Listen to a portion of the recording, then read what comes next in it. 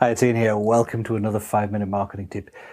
Selling high-value products and services to large organizations, to corporates, can be one of the most profitable and rewarding activities you can do. But in order to do it, you need to learn the noble art of executive relationship building. It's the senior executives in those organizations that make the decisions, that are influential over whether you get hired, over whether you're seen as a trusted partner of that organization, over whether you get involved early on and get to help shape what it is they do, or whether you're just seen as a vendor they might call in later and you're competing on price. Learn how to build those executive relationships and you can have a very successful business. I'll show you some of the key steps after the break.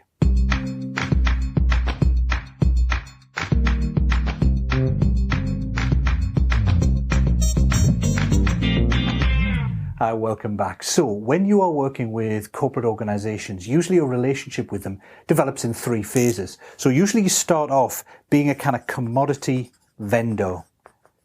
So you may not have done any work with them, or you may just have done 1 or 2 pieces of work, but they don't really view you as anyone else, as different to anyone else in your category. So you have to go through all sorts of procurement hoops. They won't pay you any more than they pay any of their other suppliers. And you'll have to access it via proposals and all sorts of stuff like that. Now, if you continue to work with them and you do great work, then you become a regular supplier. Now, if that's the case, they may actually reach out to you to see whether you're interested in doing work in certain areas when they're looking for help in that area, and you may be paid a small premium. You don't have to go through all the initial hoops that you had to go through when you first started working with them. But ideally, you want to establish yourself as a trusted partner. Now, when you're a trusted partner, a number of things happen.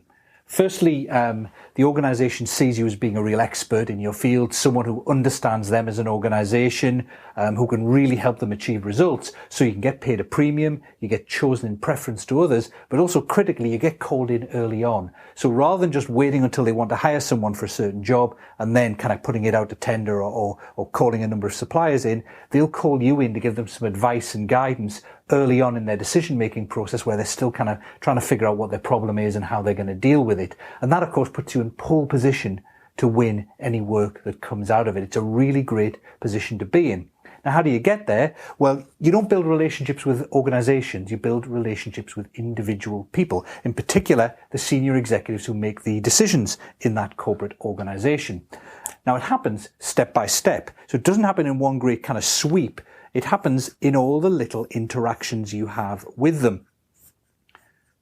So some of those will be meetings you have when you're working with them, or sales meetings you might have before you work with them, or you might be doing a presentation and they see you, etc., etc.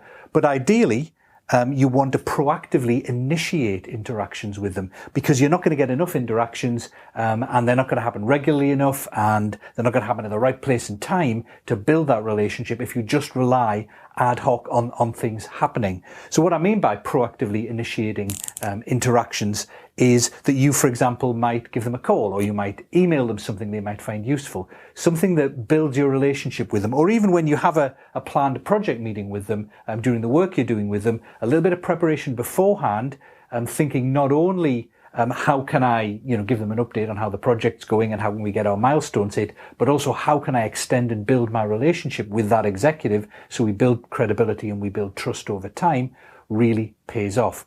Now, how do you do that? Well, the answer is you have to think about it proactively. So my process is every week I sit down, I have a Monday morning coffee meeting with myself, and I sit down with my kind of organizer for the week. I plan out what I'm going to be doing for the rest of the week with all my kind of tasks and things and projects I'm working on. But one of the activities I look at is, out of my short list of executives I want to build relationships with, and it has to be a short list. You can't build relationships with 100 executives at once. It just doesn't work like that. Out of a short list of 5, 10, 15 executives you're trying to build relationships with, what can I do for any of them this week to strengthen the relationship? So can I send them something useful?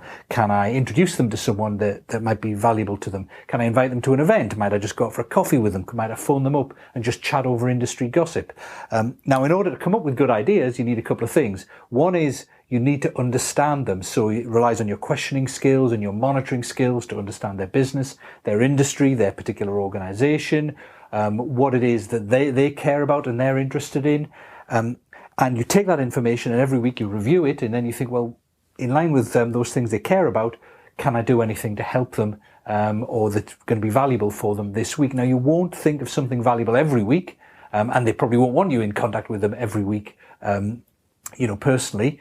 But if you think about them every week, then every 2, 3, 4, 5 weeks, you will think of something that will build your relationship. It'll be way more than if you just rely on something coming up, something occurring to you during the week, something happening in the meetings you happen to have scheduled with them. So really the secret to executive relationship building is to plan it and deal with it proactively, and to be regularly thinking, what can I do to build my relationship and strengthen my relationship, to build credibility and trust with this person?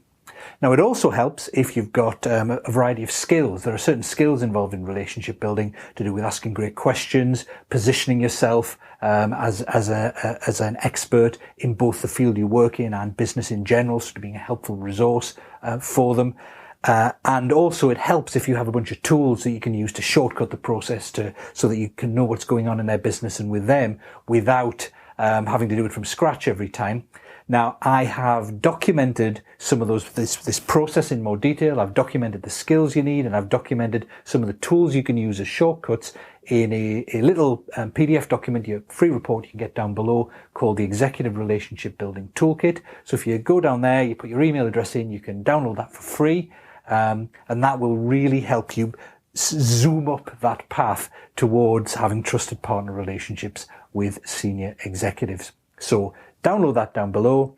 It'll really help you. And I'll see you next week for another 5-minute marketing tip. Cheers.